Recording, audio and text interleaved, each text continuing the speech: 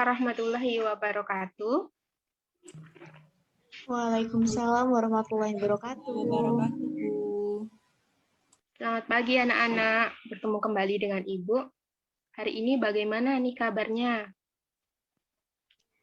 Alhamdulillah baik, Bu. Alhamdulillah Ibu berharap semua murid-murid Ibu selalu sehat ya, selalu jaga diri. Karena pada masa pandemi ini, kita selain harus menjaga diri, harus juga menjaga keluarga dan orang-orang di sekitar kita. Oke, baik. Sebelum memulai kegiatan belajar pada pagi hari ini, marilah kita berdoa bersama-sama terlebih dahulu. Silahkan untuk Mbak Cici untuk memimpin doa pada pagi hari ini. Baik, Ibu. Baik, teman-teman. Sebelum kita memulai pelajaran pada pagi hari ini, alangkah lebih baiknya kita mengawalinya dengan berdoa. Berdoa menurut agama dan kepercayaan masing-masing dipersilahkan. Berdoa selesai. Baik, terima kasih Mbak Cici yang telah memimpin doa pada pagi hari ini. Sebelum memulai pelajaran pada pagi hari ini, Ibu mau memberikan bocoran sedikit nih untuk pembelajaran pada pagi hari ini akan ada kuis singkat. Jadi anak-anak walaupun kegiatan belajar dilakukan secara online, anak-anak harus tetap mencatat poin-poin penting dan harus tetap semangat sampai akhir kegiatan nanti, supaya nantinya kegiatan pembelajaran ini berkah dan bermanfaat bagi kita. Amin. Oke, Ibu ingin bertanya nih, pada minggu lalu kita mempelajari apa ya? Ada yang masih ingat anak-anak? Saya Bu, Kerajaan Kalinda. Ya, betul sekali Mbak Vera. Pasti Pak minggu lalu memperhatikan ya. Oke, untuk selanjutnya hari ini kita akan masih mempelajari mengenai kerajaan Buddha di Indonesia. Nih, untuk yang selanjutnya Ibu akan kasih tebak-tebakan untuk anak-anak. Siapa nih yang bisa menebak? Nih, Ibu menyediakan sebuah peta, sebuah kerajaan. Adakah yang bisa menjawabnya? Jadi Ibu kasih clue ya. Jadi ini merupakan kerajaan Buddha yang memiliki kekuasaan hampir di seluruh Asia Tenggara. Dari anak-anak, adakah yang bisa menjawabnya? Itu peta kerajaan Sriwijaya, Ibu. Baik, bagus sekali Mbak Cici. Oke, pada pagi hari ini kita akan mempelajari kerajaan Sriwijaya. Jadi apa saja sih yang akan kita pelajari pada pagi hari ini? Ya, selanjutnya, tujuan pembelajaran pada pagi hari ini adalah anak-anak diharapkan dapat mempelajari mengenai sejarah dari kerajaan Sriwijaya itu sendiri. Yang kedua adalah anak-anak dapat mempelajari faktor pendorong kejayaan dari kerajaan Sriwijaya ini. Untuk yang ketiga adalah anak-anak dapat mengetahui faktor yang menyebabkan mengapa sih kerajaan Sriwijaya ini runtuh. Dan yang terakhir adalah anak-anak dapat mengetahui sumber sejarah dari kerajaan Sriwijaya ini. Jadi seperti peninggalan sejarahnya, terus bukti-bukti berdirinya kerajaan Sriwijaya ini. Oke, untuk selanjutnya langsung saja mengenai sejarah kerajaan Sriwijaya. Jadi kerajaan Sriwijaya ini berdiri sekitar abad ke-7 dan runtuh pada abad ke-13 Masehi. Kerajaan Sriwijaya ini merupakan kerajaan Buddha yang bercorak maritim. Jadi pada awalnya kerajaan Sriwijaya ini merupakan kerajaan agraris. Jadi semua sektor ekonominya berpusat pada kegiatan pertanian karena berkaitan dengan letaknya yang berdekatan dengan Sungai Musi. Jadi kerajaan Sriwijaya ini merupakan kerajaan Buddha yang beraliran Mahayana. Artinya apa? Jadi kerajaan Buddha yang besar begitu. Nah, kemudian karena letaknya juga berdekatan dengan pantai, akhirnya lambat laun kerajaan ini berkembang menjadi kerajaan maritim. Mengapa demikian? Karena letaknya yang berada di dekat pantai ini membawa perubahan kerajaan ini menjadi kerajaan yang fokus pada perdagangan. Untuk yang ketiga, jadi raja pertama dari kerajaan Sriwijaya ini bernama Dapun Tahyang. Dan raja terkenalnya adalah Raja Balaputra Dewa. Jadi waktu kerajaan Sriwijaya ini dipimpin oleh Raja Balaputra Dewa, kerajaan Sriwijaya ini mengalami masa kejayaan sekitar abad ke-9 Masehi. Kerajaan Sriwijaya ini berhasil mengalami masa kejayaannya. Yang terakhir adalah prasasti dari Sriwijaya ini ditulis menggunakan huruf Pallawa dan berbahasa Melayu. Ini ada pengecualian untuk prasasti yang ditemukan di luar negeri itu kebanyakan berbahasa Tamil, jadi berhuruf Pallawa dan berbahasa Melayu tadi adalah prasasti yang ditemukan di dalam negeri. Untuk yang selanjutnya adalah faktor pendorong kejayaan dari kerajaan Sriwijaya ini. Yang pertama adalah, yang paling penting adalah kerajaan Sriwijaya ini memiliki letak yang sangat strategis karena berdekatan dengan Selat Malaka. Sehingga kerajaan Sriwijaya ini menjadi pusat transit bagi kapal-kapal asing gitu. Yang kedua adalah sebagai pusat transit seperti yang dijelaskan penjelasan sebelumnya tadi, bahwa kerajaan Sriwijaya ini menjadi pusat transit bagi kapal-kapal asing yang akan keluar begitu. Yang ketiga adalah adanya kemajuan perdagangan antara India dan Cina yang melintasi Selat Malaka. Ini membawa keuntungan banyak bagi Sriwijaya. Jadi kapal-kapal asing dari Cina itu akan menuju ke India, tetapi di tengah-tengah itu akan transit dulu ke kerajaan Sriwijaya. Yang keempat adalah hasil kekayaan alam Sriwijaya yang melimpah sebagai mata perdagangan yang berharga. Jadi pada masa awal kerajaan Sriwijaya berdiri itu, kerajaan ini berfokus pada agrarisnya, jadi pertaniannya. Jadi hasil dari kekayaan itu tetap digunakan sebagai sektor perdagangannya. Jadi hasil kekayaan Sriwijaya ini seperti kayak rempah-rempah itu ikut diperdagangkan. Yang keempat adalah runtuhnya kerajaan Funan di Indochina. Mengapa sih kerajaan Funan ini runtuh kemudian mendorong kejayaan Sriwijaya? Jadi kerajaan Funan itu merupakan salah satu kerajaan yang berada di Indochina. Kerajaan ini juga merupakan kerajaan yang bercorak maritim dan terbesar pada abad ke-5 sampai ke-6. Nah, dengan kerajaan ini runtuh, kemudian berbagai sektor yang ada di kerajaan Funan ini kemudian tergantikan oleh kerajaan Sriwijaya. Untuk yang selanjutnya adalah armada laut yang kuat. Jadi karena armada laut yang kuat ini, kerajaan Sriwijaya kemudian mampu menguasai hampir di seluruh wilayah Asia Tenggara.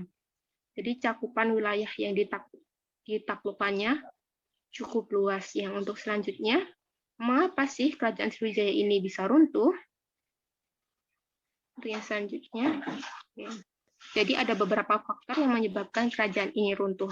Yang pertama adalah pendangkalan Sungai Musi. Jadi faktor yang dapat menyebabkan kerajaan ini runtuh adalah adanya pendangkalan Sungai Musi. Seperti yang dijelaskan di awal tadi, bahwa Sungai Musi merupakan lalu lintas perdagangan yang menghubungkan antara perdagangan di luar dan Sriwijaya. Jadi adanya pendangkalan ini membuat kapal-kapal asing itu kesulitan untuk berlabuh di Sriwijaya dan bahkan tidak berani untuk berlayar menuju Sriwijaya. Yang kedua adalah berkurangnya bea cukai. Bea cukai ini kalau dulu itu mungkin bahasanya bukan bea cukai ya, seperti berkurangnya pemasukan seperti itu. Jadi karena banyak kapal-kapal asing yang tidak berani berlayar ke Sriwijaya, tidak berani datang ke Sriwijaya itu, kemudian menyebabkan pemasukan dari Sriwijaya itu kemudian berkurang, akhirnya ekonomi melemah. Yang selanjutnya adalah banyaknya daerah kekuasaan yang melepaskan diri. Mengapa demikian? Padahal pada waktu berjayanya kerajaan ini sangat cakupan wilayahnya sangat luas, tetapi karena adanya seperti kayak kehancuran di kerajaan, kemudian tidak adanya lagi masukan ekonomi, banyak kemudian wilayah kekuasaan yang melepaskan diri. Kemudian adanya kayak Kehancuran ini juga disebabkan karena adanya ekspedisi Pamalayu. Ekspedisi Pamalayu ini apa sih? Ekspedisi Pamalayu ini merupakan ekspedisi yang dijalankan Kerajaan Singosari yang dipimpin oleh Kertanegara.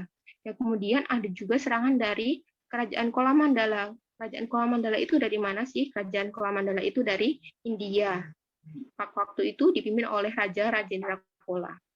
Kemudian yang membuat kemudian semakin runtuhnya kerajaan Sriwijaya ini juga disebabkan oleh adanya serangan dari kerajaan Majapahit. Oke, selanjutnya kita akan belajar mengenai pembahasan terakhir, yaitu sumber sejarah dari kerajaan Sriwijaya. Jadi sumber sejarah kerajaan Sriwijaya ini ada di dalam negeri dan luar negeri. Mengapa demikian? Karena seperti yang dijelaskan pada awal tadi, bahwa kerajaan ini mempunyai cakupan yang sangat luas, hampir di seluruh Asia Tenggara. Jadi seperti kayak bukti-bukti sejarahnya itu seperti ada di dalam negeri dan juga ada di luar negeri. Begitu. Selanjutnya untuk sumber sejarah di dalam negeri itu ada apa aja sih? Ada berbagai bentuk peninggalan kerajaan Sriwijaya di dalam negeri. Pertama adalah prasasti. Prasasti yang ditemukan di dalam negeri itu ada prasasti Kedukan Bukit, prasasti Telaga Batu, prasasti Talang Tua. Dengan selanjutnya ada prasasti Karangberahi, prasasti Kota Kapur, prasasti Palas Pasembah, prasasti Amogapasa. Jadi untuk prasasti Amogapasa ini juga ada di slide setelahnya. Jadi mohon untuk diperhatikan ya. Yang selanjutnya, jadi sumber sejarah kerajaan yang di luar negeri ini ada prasasti Linggor. Prasasti Linggor ini ditemukan di tanah Ningrat, Thailand. Yang kedua adalah prasasti Nalanda ini ditemukan di India. Prasasti Sivagraha ditemukan di India juga, dan prasasti Leiden di India. Untuk yang selanjutnya,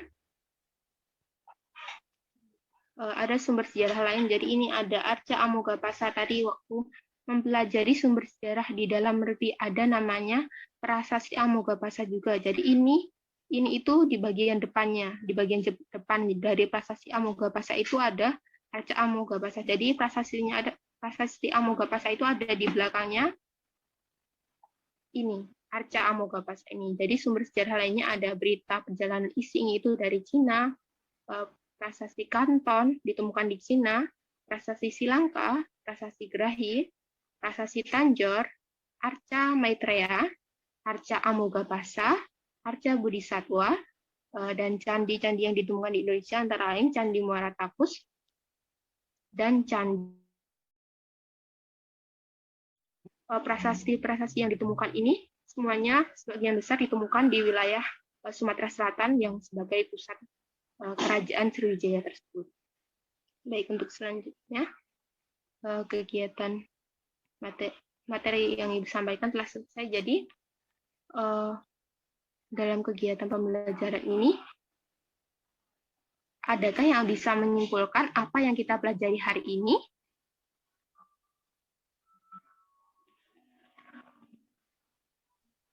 Saya, Bu. Baik, silahkan Mbak. Hari ini kita mengenai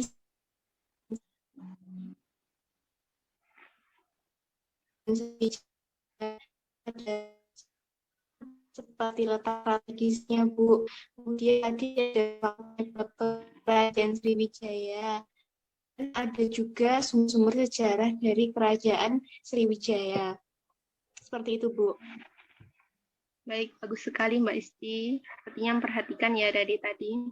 Oke, selanjutnya akan ada kuis seperti yang Ibu sampaikan di awal tadi. Anak-anak nanti bisa menghidupkan mikrofon untuk menjawabnya. Ibu bacakan yang pertama. Mengapa kerajaan Sriwijaya dijadikan pusat transit kapal-kapal asing? Adakah yang bisa menjawab atau mengemukakan pendapatnya? Silahkan Mbak Fira. Karena letaknya strategis. Baik. Adakah yang lain yang ingin mengungkapkan pendapatnya yang lain? Oke, lanjut. ke nomor 2. Untuk pertanyaan nomor 2 adalah siapa raja yang membuat kerajaan Sriwijaya mengalami masa kejayaan? Ayo, siapa tadi? Saya, Yang Bu, Iya, silahkan Mbak Isti. Raja Balaputra Dewa. Betul sekali Mbak Isti. Jadi kerajaan Sriwijaya ini mengalami masa kejayaan pada masa Raja Balaputra Dewa sekitar abad ke-9. Oke, pertanyaan yang ketiga. Pada abad berapa kerajaan Sriwijaya ini mengalami masa keruntuhan? Saya Ibu. Baik Mbak Cici, silahkan. 13 Ibu. Betul sekali Mbak Cici. Oke, lanjut ke pertanyaan terakhir. Sebutkan prasasti peninggalan kerajaan di Sriwijaya apa saja? Adakah Saya, Bu. anak-anak yang bisa menjawab? Ya, silahkan. Saya, Bu. Ada Silahkan Mbak Prasasti Kira. Ligor, Nalanda, Kedukan Bukit. Ada Prasasti Ligor, Nalanda, Ya, Kedukan Bukit, Telaga Batu, dan Talang Tua, Bu. betul sekali Mbak Kira. Sepertinya semua memperhatikan ya. Oke, untuk lebih memperdalam materi dari kerajaan Sriwijaya, Ibu akan memberikan penugasan. Oke, sebentar. Tenang saja, untuk nanti pengumpulannya Ibu berikan waktu seminggu, jadi lumayan banyak. Jadi tugasnya adalah masing-masing anak mencari isi dari prasasti peninggalan kerajaan Sriwijaya. Jadi Ibu tadi sengaja tidak memberikan penjelasan mengenai isi-isi dari prasasti dari kerajaan Sriwijaya ini untuk dijadikan tugas anak-anak supaya lebih memahami pembelajaran pada kali ini. Untuk nanti pengumpulannya seperti biasa dilakukan melalui Google Classroom dan diharapkan dikumpulkan tepat waktu ya. Oke. Untuk yang terakhir, apakah dari anak-anak ada yang ingin ditanyakan? Sudah cukup paham, Bu. Sudah jelas, Bu. Baik. Untuk mengakhiri kegiatan pembelajaran pada pagi hari ini, kita bersama-sama berdoa terlebih dahulu. Silahkan untuk Mbak Cici untuk Ibu. memimpin doa. Baik. Baik teman-teman, untuk mengakhiri pembelajaran kita pada pagi hari ini, kita tutup dengan berdoa. Berdoa dipersilahkan. Berdoa selesai. Baik, terima kasih Mbak Cici atas yang telah memimpin doa. Oke, Ibu akan menutup kegiatan pembelajaran pada pagi hari ini. Semoga apa yang kita lakukan hari ini bermanfaat. Ibu tutup. Wassalamualaikum warahmatullahi wabarakatuh. Waalaikumsalam warahmatullahi wabarakatuh. Terima kasih, Bu. Sama-sama.